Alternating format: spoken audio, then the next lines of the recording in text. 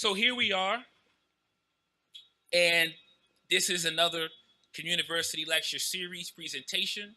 And so we have the brother, Dr. Jared Ball, who we appreciate, who has come to us all the way from Morgan State University's campus.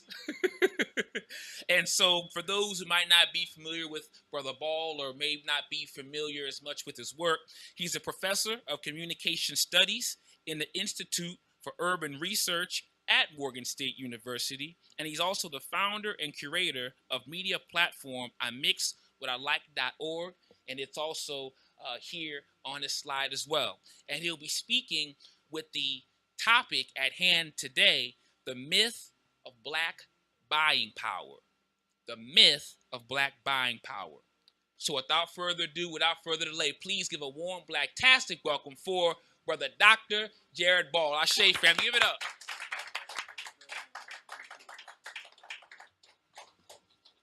Good evening, everybody. First of all, I greatly appreciate the invitation to present on this topic, and for all of you to come out, for coming out and missing the Prince's wedding. I know you were struggling with that one. It was a tough choice, but no. But in all seriousness, first of all, I appreciate the invitation. I appreciate the effort of all those involved here. And before we even get started, I just want to, we gave it up for the ancestors, but just a quick other mention that, again, today is the 93rd birthday of Malcolm X. And I think that is a great context in which to have this discussion.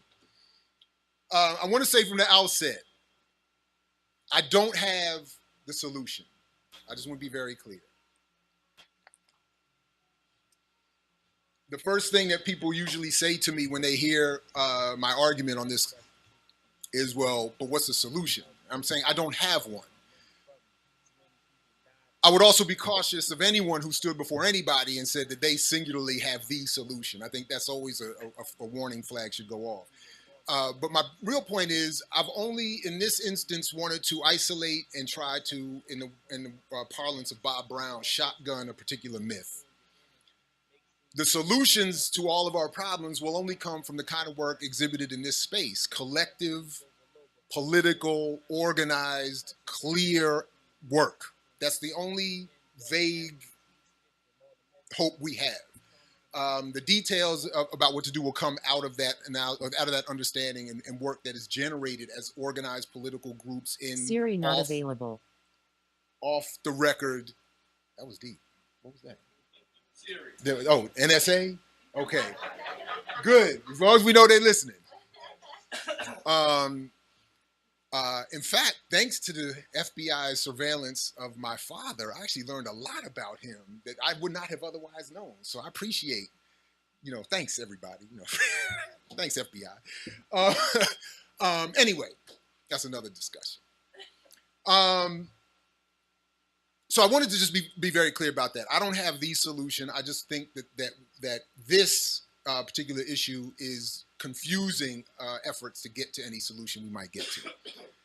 Similarly, I also want to say from the outset, I am not saying, and do not mean to be interpreted as saying, that we should not try to support Black business, Black endeavor, Black entrepreneurialism. I'm not saying that is not a goal or shouldn't be a goal. I'm just simply going to argue that in and of itself will not get us anywhere. That in and of itself, that path is not one that leads to collective salvation. All right, so again, I don't have the solution. I'm just challenging this one particular myth, and I'm not saying don't support Black business. This is often the critiques I get when people think they've heard what I've said. So I just want to be clear about that, and we'll come back to that.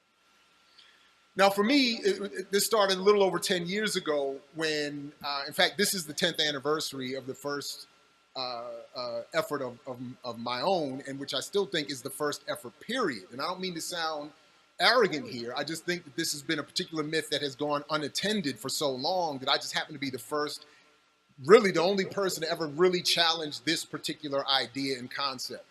And over 10 years, in writing and researching it, it has led to more hostility from me than anything else I've ever been involved in. And to me, it's not even anywhere near the closest, what I would consider radical or threatening or provocative argument or position I take politically. It just happens to be one that is extremely, for a lot of reasons that I think we'll come to, difficult for people to accept or to rationalize, in part because it is such a heavily propagandized myth. And we're going to talk about it in terms of propaganda and the process and how propaganda works. And because of that, it is successful.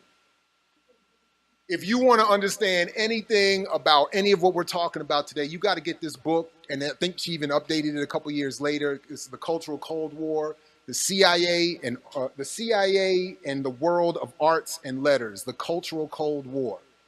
And what Frances Stoner Saunders does in this book is she brings it out to a macro-European context. And she talks about how England and the United States after World War II worked to just basically set up a global cultural propaganda matrix where they would create magazines and TV programs and make it about art, seemingly about art and entertainment, but all of it was about politics and putting ideas against communism, and they would set up book reviewers to write book reviews about books coming out that might push people in a certain direction. And their point was, we have to be everywhere. We can't just be shooting these people. We have to set up an entire apparatus that will say something else is happening. So I read this quote, it's a little long, but it's worth it. Propaganda was defined as an organized effort or movement to disseminate information or a particular doctrine by means of news, special arguments, or appeals designed to influence the thoughts and actions of any given group. A vital constituent of this effort was psychological warfare, which was defined as the planned use by a nation of propaganda and activities other than combat, which communicate ideas and information intended to influence the opinions, attitudes, emotions, and behavior of foreign groups in ways that will support the achievement of national aims. Further, the most effective kind of propaganda was defined as the kind where the subject moves in the direction you desire for reasons which he believes to be his own. It is useless to dispute these definitions. They are littered across government documents and the données of American post-war cultural democracy. In other words, she's saying there's no point in arguing this. You don't have to believe it works on you. But there is no argument here that this is what they are trying to do because they have said it and put it in all their documents everywhere. They've been very clear. And in one of my favorite books called The Science of Coercion, about the history of the communication system in this country, everything has been set up. The field of study I teach in now, communication studies, was specifically set up by the political and economic elite to study how to manipulate people and create new citizens and create all kinds of things. Walter Lippmann said specifically, white people need negative images of black people as a self-defense mechanism. He said we have to make black people look bad, otherwise we can't feel good. I mean, he said it. And then I'm like, he's saying it, and people are like, well, it don't affect me. I'm like, it doesn't matter if it doesn't affect you. I just want you to understand that there is an attempt being made and why. All right. So as we start to transition to the specifics here, and I'm happy to come back to any of this during Q&A or whenever if you like. A new study, and I was very happy about this. I admit it from the jump. I was very happy that this new report, a major study that came out of Duke University with all the big name scholars on it and some of the more popular you know, like Antonio Moore, I don't know what you would call pundits. This great report. And I'm proud that they cited my work in this, in part because I've been ignored for so long and hated on for so long without anybody saying why he's wrong. It's always slick. They're just like, Jared is wrong. Why? It just don't sound right. He's just hating. He don't have no solutions. All right. Or my favorite one, he's mixed, so he can't talk about black people. So my godfather said, I love him to death. He's short. So my godfather said, when they say that to you, then you say to them. He said, they used to say that to me all the time. Well, you just a little from Cincinnati. And he was like, well, what would you say then if I was tall? Right? So in other words, if I was the blackest, most blackest, 100% blackest black, and made this same exact argument, what then would you say was wrong? Now you're too black. That's it. That's it. That's it. But the point is, nobody will say, here's what he said, and this is where I can prove he went wrong with his analysis, and this is why we need to listen to somebody else. So that's why I keep putting this work out there. It does not help my career. In fact, quite the opposite. Does not make me any money. I promise you that. Doesn't make me popular. It doesn't do anything for me other than the selfish desire to put something accurate out into the world and know I'm right, and to try to make some sense for other people. But anyway, so this report cites my work, but it more fully encapsulates all that is wrong with the economic analyses that we often hear about why black people aren't really doing as bad as you think, or that the reason black people are doing so poorly is because they are themselves incapable of figuring this out. So what we get wrong with the racial wealth gap, with lead authors William Darity, Derek Hamilton, argues simply, by the way, please go to imixwhatilike.org for more of all of this. I should have said that from the beginning. My full work on the buying power thing is up there. This report is linked up there. There's so much stuff there, and it's all free. Just whatever, video, audio, whatever. The racial wealth gap is large and shows no signs of closing. Recent data from Survey of Income and Program Participation shows that black households hold less than 7 cents on the dollar compared to white households. The white household living near the poverty line typically has $18,000 in wealth, while black households in similar economic straits typically have a median wealth near zero. This means in turn that many black families have a negative net worth. Now we have to understand at least this very basic point. Now, I would love to talk about capitalism. I would love to talk more about how economically the system is designed specifically to create the inequality that we have. Capitalism requires poverty. It requires suppressed labor. It requires, everything we're seeing is necessary and functions perfectly for capitalism, because that's how you get the wealth that is now being accumulated more and more at the top 1/10 of 1% of the world's population. So that's how you have 5 white people in this country who have more land than all of black America combined.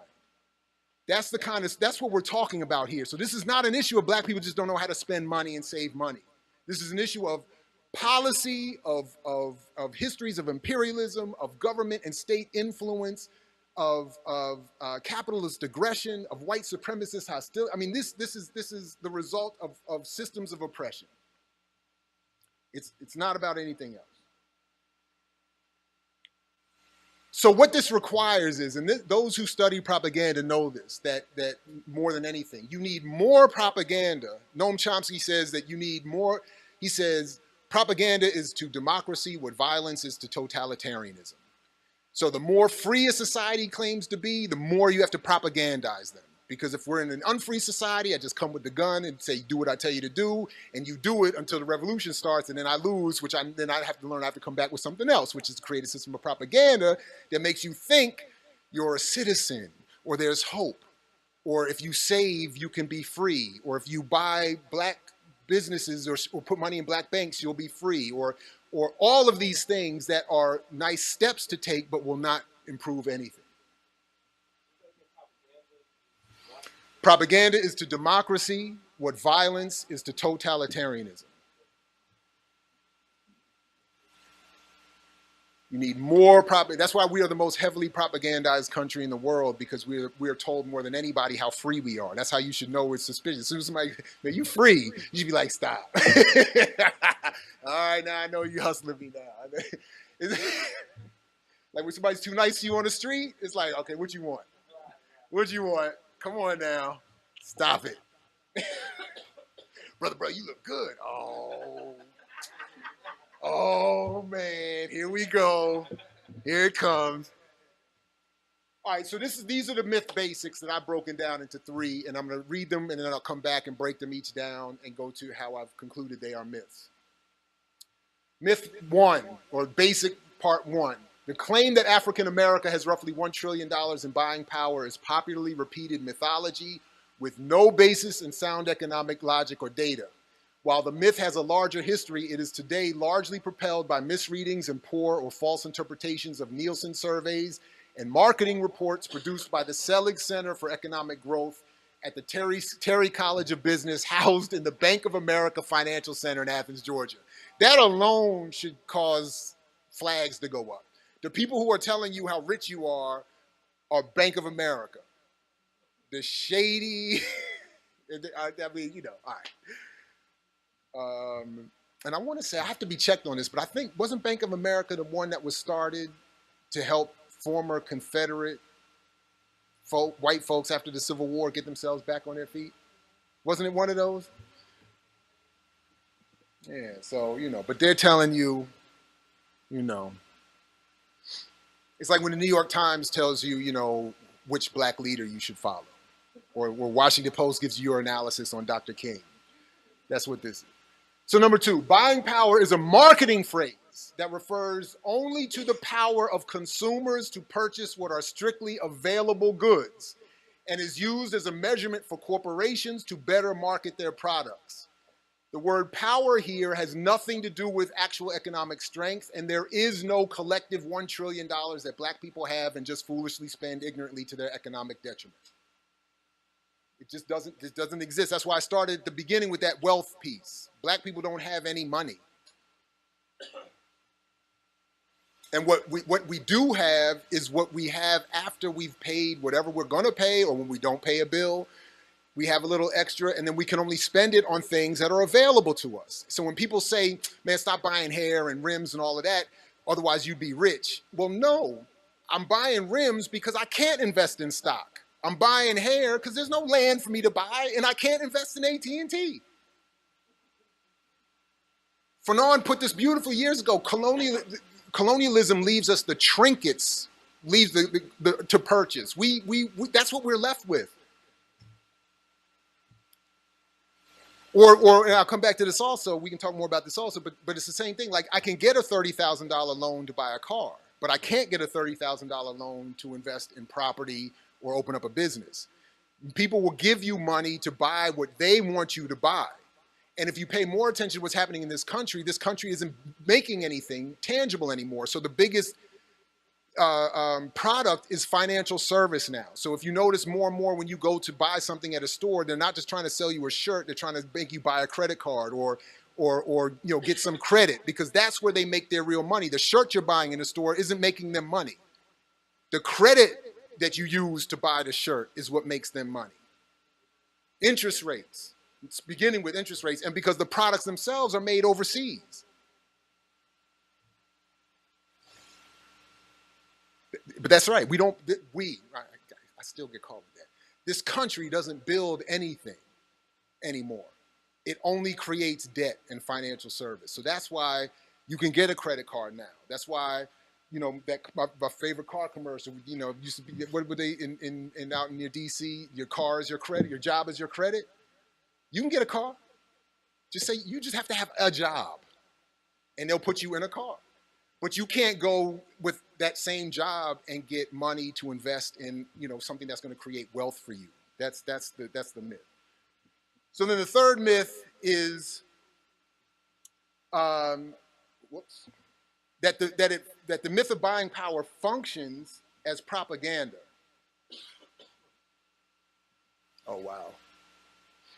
It functions as propaganda, and specifically to make people think that their poverty is their own fault.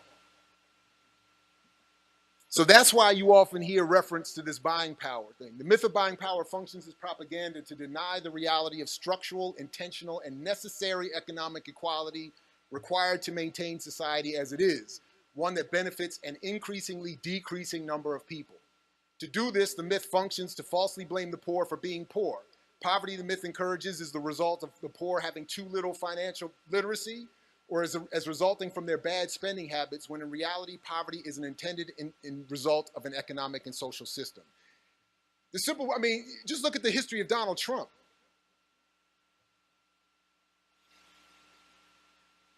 He inherited wealth, inherited business, and then when he went broke, his name got him more loans to reinvest and buy more business to get his money back up. No one in this room can do that. You go out and fail as a business, that's it. That's it. There's nobody coming to you who's going to then, in fact, they were saying that Trump was just like the corporations on Wall Street. They're too big to fail. He was too big to fail, so they had to reinvest in him because his brand was too big around the world. So he literally couldn't go broke. They were like, we're going to invest in you. We got to keep you afloat. All right.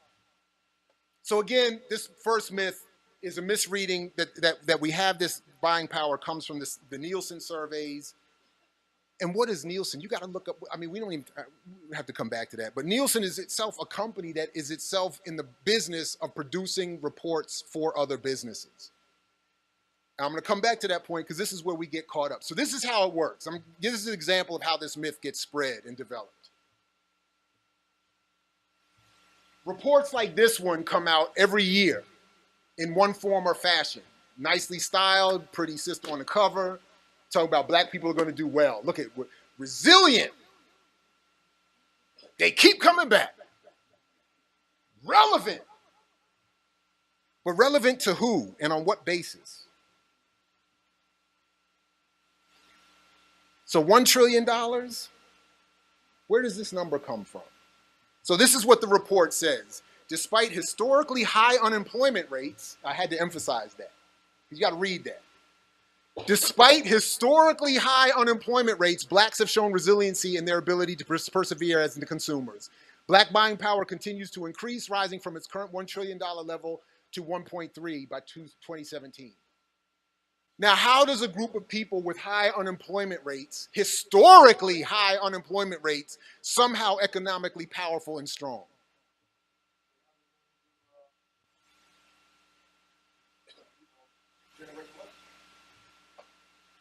I hear you, but I don't agree. My point would be that the reason that we're being told we have power and relevance is not because we actually have $1 trillion that we can spend any way we want. It's that we have, well, I'll show you here. I'll show you with the next thing. Black buying power continues to increase, rising from its current $1 trillion. First of all, we don't have $1 trillion. And this is where I'm trying to show you where that number is coming from. The second thing is that the power they're talking about is not the power to take money and use it however you would want to use it. It's the power to enrich someone else. So if I'm the corporation, I'm saying you're powerful, not because you're powerful in the way you conceive of power. I'm saying you're powerful because you're powerful to me in your potential ability to buy my product, maybe versus his or hers. Do you see that? I'll try to build on that difference, that subtle difference going forward, but it's an important difference that continues to confuse the situation. Yes. And what is that number always compared to in regards to white wealth? They say we have 1 trillion. That's a great question. They don't compare it to white wealth because, as I'm going to show you in a minute, this is not a measurement of wealth. And as I showed you already, we don't have any. So they don't even talk about white buying power. What they do is they talk about different segments of, you know what, that's a good question. Let me do it this way. Buying power is broken up and applied to a whole bunch of different groups. So they'll put out buying power for millennials, buying power for LGBTQ community, buying power for, generation whatever, for older generations, buying power for corporations, buying power for a city, buying power for Amazon. Jeff Bezos just had a conversation about his Amazon's buying power. It was in the room. And what they're saying is, again, in those discussions, and I'll show you this in a moment, they're all being honest. This is not about economic power as we are taught to think of it. It's, again, about a number of things. The ability that they have to buy products that the people creating these reports are trying to sell, or it's, I'll leave it there. That's basically it. It's not that they're saying, and then they're never saying, for instance, that the LGBTQ community could overturn all of whatever it's dealing with if they just saved and spent differently. Or the Latinos would be different if they did this. Or Native American, they actually said Native Americans have like $100 million of spending power. People live on $2 a day. What are you talking about? Well, this is where I'm trying to show you. So this is where the numbers are coming from. The Selig Center. And how do they get that number?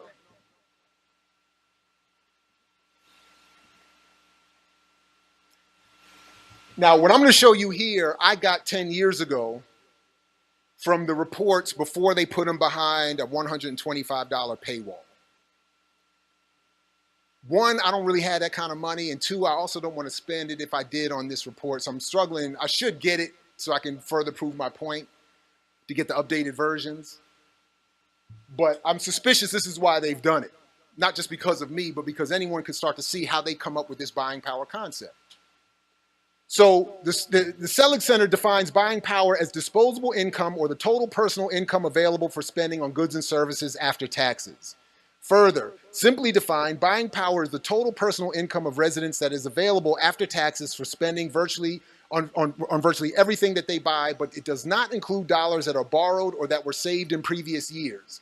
Now that causes a lot of confusion, because then are you saying that if I borrowed money on a credit card in 2017 and spent a bunch of stuff on 2017, that in 2018 the debt I'm still paying on that doesn't count? Or that it doesn't count towards? Or are you saying, or similarly, are you saying that you are counting what I'm buying on credit cards as buying power? Because there was some debate. I had some debates with people over that too. Because to me that was the clearest one. If you're counting buying power what I'm buying on a credit card, then we're clearly talking about something phony. I can't be rich then, because obviously we all know this. Buying stuff on credit cards is not power. Does not. But then similarly, this is how they. Okay. So let me start with this first part. So partially what they're saying is, and this is where they try to convince people that we have all this money, because they're saying we're calculating all the money you have and that you spend after you pay for taxes. Well, if we look at, so Antonio Moore did some good work on this, but the standard number is, the last time I looked, the standard number is that the median black household wealth is less than $6,000. $6,000 for the household. Antonio Moore and Sandy Darity and others did this work that showed that if you really count it as it really should be looked at, where you're looking at things that don't really have value, it's really about $1,700. A study just came out a couple of weeks ago that said that I think I misheard it, but I want to say it was something like 90% of people in this country don't have even $600 in their savings account. That number may be a little high, but at the same time, I was like, how many people do I know have actually $600 right now in their account? I got to see how close to payday I am if we do. Like, or how long would you have $600 in your bank account would be a better question. Because as Walter Mosley put it, I think it was Walter Mosley put it, that the simplest way to put it is that if you can't quit your job right now and live exactly as you live for at least 2 years, then you're poor. Now, 2 years, I'm like, 2 months, 2 weeks? I don't know. Like, we miss one check and the whole house is like, and we got a 2-family house, like a 2-income household. Like on paper, we make money, but on paper, like relative to the average working family, we look good. Like they like on paper, but one check, that government shutdown happened, we was like, oh. Anyway, so they actually try to confuse it by saying that we actually have this money, and after we pay our bills, we run out and go shopping, and if we just shop differently, we'd be all right. But on the right-hand side, this is really how they were calculating buying power, because it's not based on real numbers, because black people don't have any money. And that's, again, why I started with those wealth and income disparity numbers. And there's a lot more to say about that, and it's worse than that, but I'm rushing at least a little bit.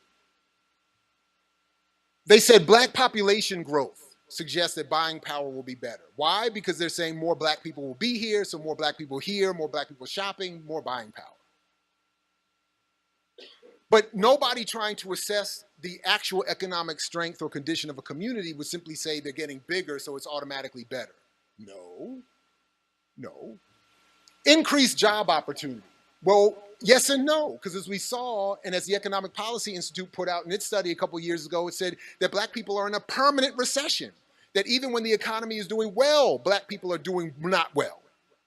So even when things are good in the country, black people don't do well. So how is getting more jobs necessarily going to mean economic strength? Number one, if the jobs, when we look at the numbers, show that black men and women are routinely paid less than their white coworkers, The jobs they're getting are not the high-paying jobs. They're underemployed, and all these. So are you getting a job and counted as being employed, but you're only working 20 hours a week?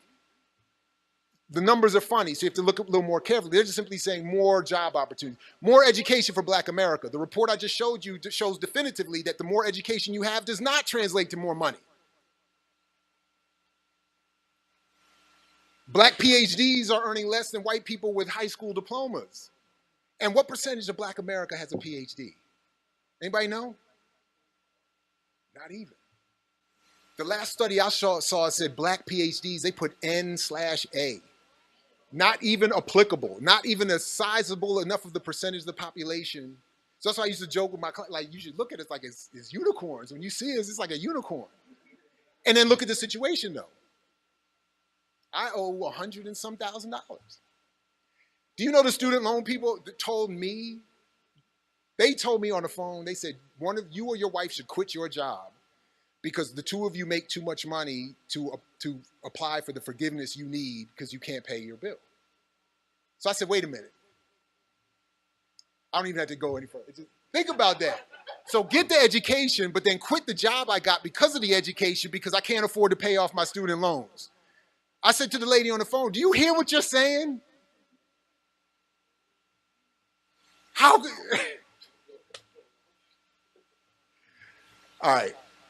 Only 8.1% of Black America is over 65 years of age or at career pinnacles at which wage increases decelerate, whereas whites are 13.5 over 65. So they're actually saying because Black people, there are fewer Black people over 65, Black people are economically stronger. But why are there fewer Black people over 65 than white people? Because we're dying, because we get killed in the streets. We don't have health care. We are, the one study showed that the level of PTSD in Black people living in America is as high as soldiers fighting in combat. Exactly. So you have, but somehow Nielsen and Selig are twisting this into something that makes Black people powerful. Black people spend more than non-Blacks on natural gas, electricity, phone service, footwear, and higher proportion of their money on groceries, housing, and women's and girls' clothing. There was a study that came out around the time this report came out that showed, I forgot the exact numbers, but it was showing like 70 or 80% of Black and brown people are spending almost all of their income just on housing. So no wonder we're spending more on housing and groceries because, as was shown even after the Freddie Gray incident, the local grocery store is charging more than the big supermarket that's farther away. So of course Black people are spending more on groceries and on housing, etc. But this, they say, is a sign of economic strength. This is how they're trying to convince people that this is a sign of strength. Why? Because they're talking to the people that own the grocery stores, that own the houses, and own the girls' clothing. So they're telling the producers of those clothing and the producers of the telephone services and the owners of the electric company, this is what Black people mean to you. We read this and are taught this is what this means for us. And this is a big problem. Yes, sir. Sure.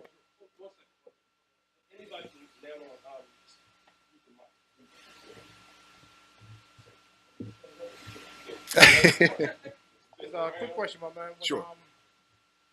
When they define wealth, I'm not sure if you know or not. Mm-hmm. When defining wealth, do they define it as a house being paid off or still paying on it? Well, first of all, that's another good question because, as I forgot to highlight here, they're telling you this is where they're most honest in this line here.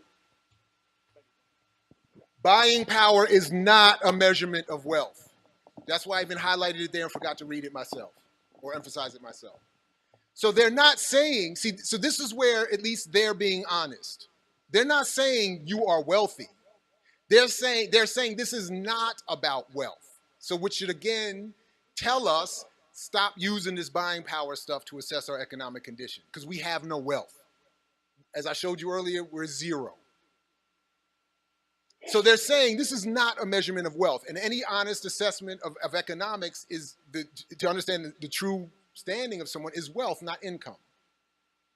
And for anyone confused, the simple difference is income is what you're paid for services and going to work, and wealth is what you make off of other people going to work and paying you.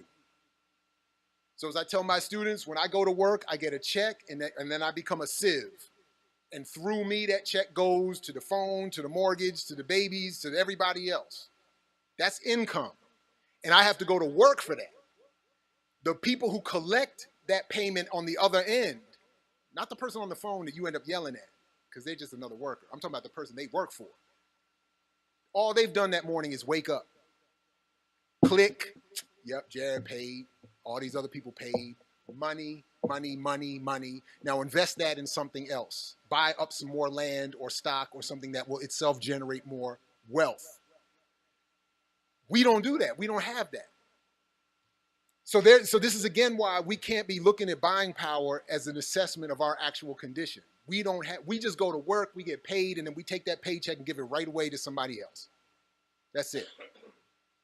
That's not wealth. So they're saying to you, at least honestly, this is not a measurement of wealth. We're only talking to businesses who hire us to produce these reports so that they can better market to different communities to get us to buy their product. So they know when you're watching whatever TV show, put the commercial with the black family in it on at 8 o'clock on this channel, because we know. You've seen it at the movie theater. You go to see the black movie and all of a sudden the previews are all these other black films you didn't even know existed. And then you go see the Avengers and all the previews are all the white films. I mean, it's the same way. It's just marketing. It has nothing to do with. So as I'm saying, buying power is a marketing phrase that refers only to the power of consumers to purchase what are strictly available goods. And I know we're in an African-centered space, but Karl Marx is right when he says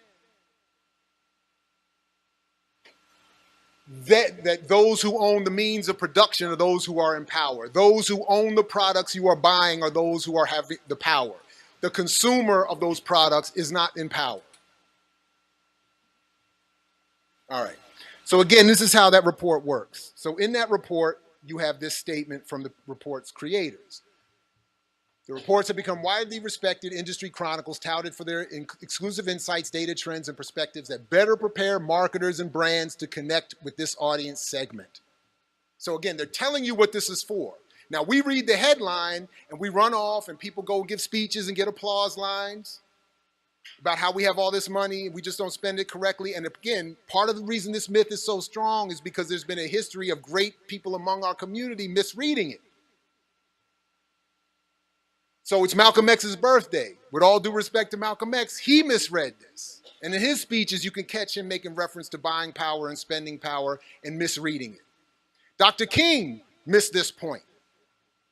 Claude Anderson continues to miss this point. Boyce Watkins not only misses this point, but I think quite in a hustler fashion tries to sell you something to convince you that he's right. So he tries to convince you that to buy his business model, practice whatever he's selling, to show you that you have more money than you have. And he's completely wrong. Who else? There are a lot of, Minister Farrakhan incorrectly references this routinely. And, you know, I love him to death. My older brother, former minister of the Baltimore Mosque here. I've reached out to him on a number of occasions. And my brother, you know, can we get to the minister? Like, can we just get him to stop saying this one thing? I don't want to get into any other arguments, and I'm not beefing with the nation. I just want this one little thing, because he's just wrong on this one point. And I always hate it when I see that, because it always sounds like people are talking to their own community and saying, you all are stupid, you all are lazy, you all are backward, and that's not why you're poor. All right. So it's just that one little thing that they're wrong. I'm not saying. So I just added this the other day because this is just another example quickly of how it works. So this study came out on Marketplace. Again, a news report on NPR's Marketplace talking about black women leading this black buying power thing. You don't have to read all of this, or if you want, I'll make it available. You can have it. But I emailed, I sometimes I troll, I admit it. I kind of mess with people. I emailed the author of the story. And I just simply said, in your recent story on buying power, you make reference to specific data points on 2 occasions, and I asked her for her sources. She wrote back, and this is again on the right-hand side, you can see what she wrote here, and this is exactly my point.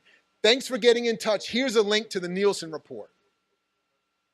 You'll have to click download on the right-hand side to put your information to download the report. The Selig Center study, unfortunately, is only available by purchase. I referenced their statistics that were available in their public press release and confirmed it with Jeff Humphreys of the Selig Center, who worked on the report. Hope this helps. I wrote to Jeff Humphreys and said, you know, I'm also doing a story, and this reporter suggested I reach out to you, and could you tell me where these numbers come from and walk me through it for my report? He has never responded. That's since February.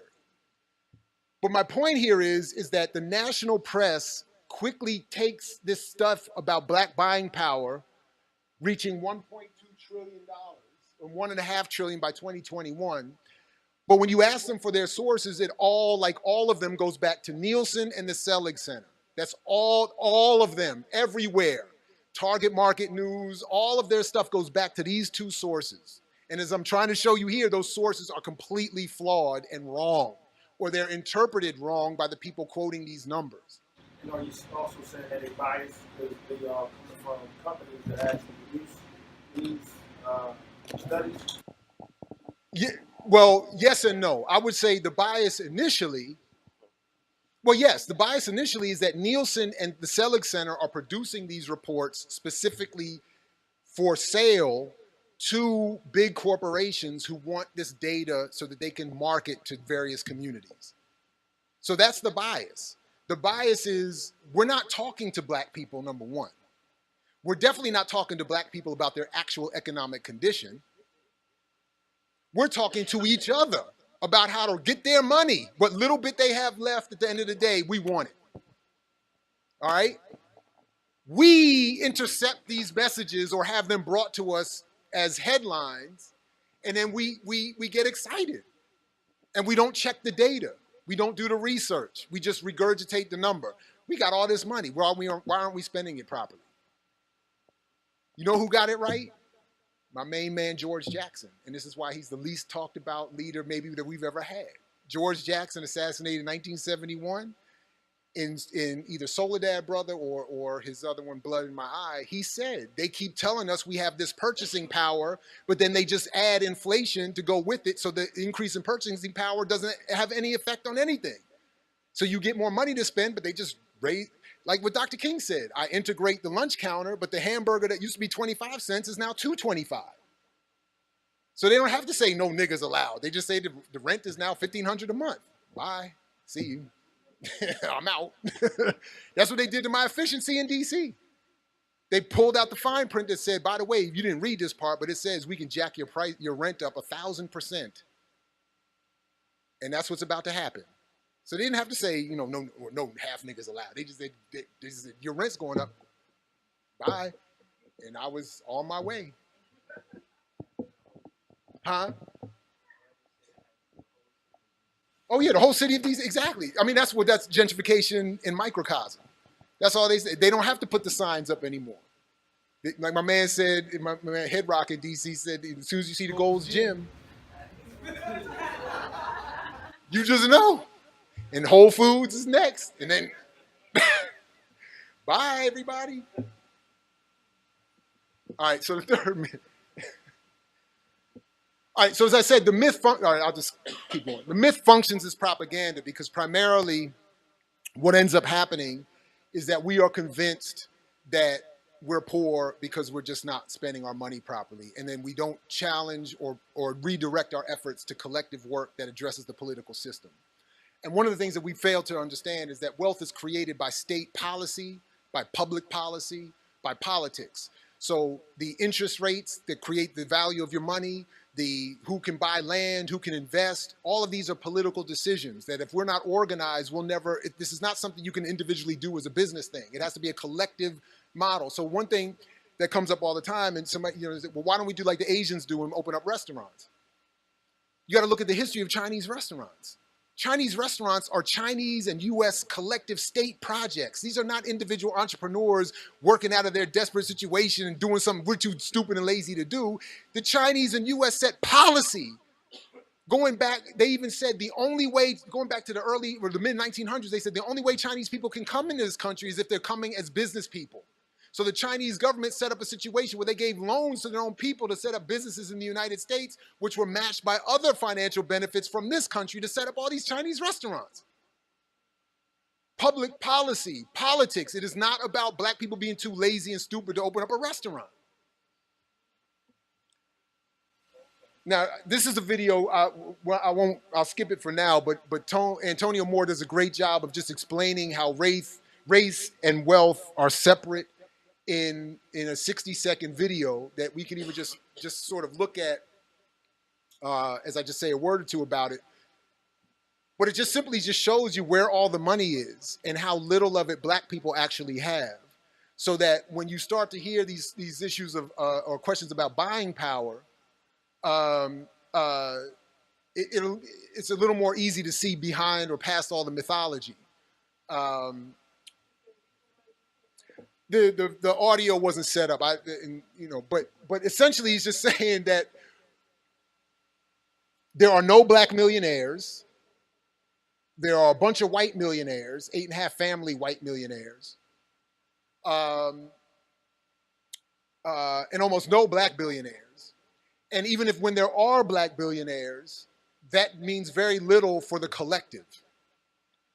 So this is why I keep saying, like, I don't care about any more black rich people, because a few black rich people does not, this is where all the money, all the families that have all the real money in this country.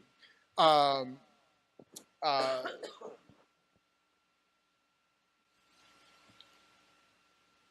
think it's 20% of all the black wealth. No, yeah, 20% of black America has 50% of what little wealth black people have. So even within the black community, there's this huge gap. You have a few rich celebrities and business people, and then that's about it. And then they get a crazy amount of attention, which makes us think, A, that we can do it, and that B, that's going to be helpful to us. And it just doesn't work that way. And it's not because they're celebrities and they're just bad people once they become rich. It's that there's just not enough money to be spread around to help people.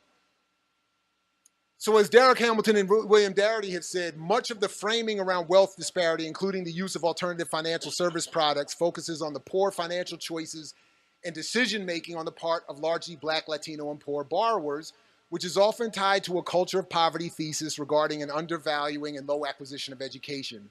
Race is a stronger predictor of wealth than class itself. For instance, blacks and Latinos collectively make up about 30% of the US population, but collectively they only have about 7% of the nation's private wealth.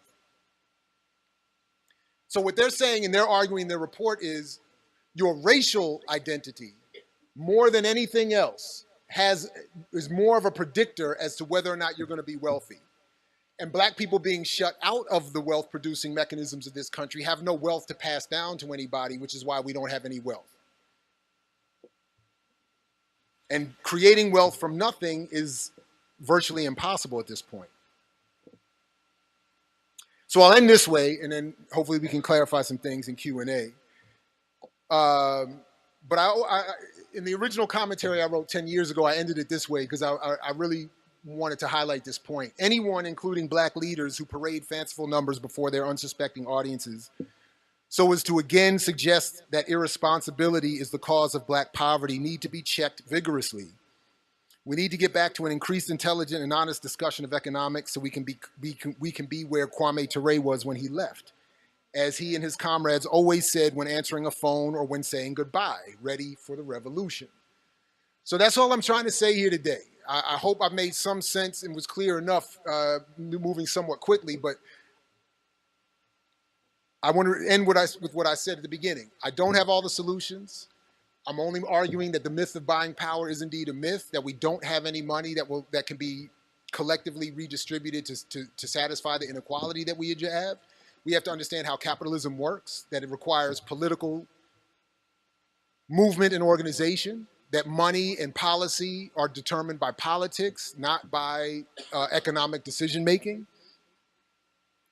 And that if we don't deal with this myth or challenge this as a solution, actual solutions that we need to develop won't ever be considered.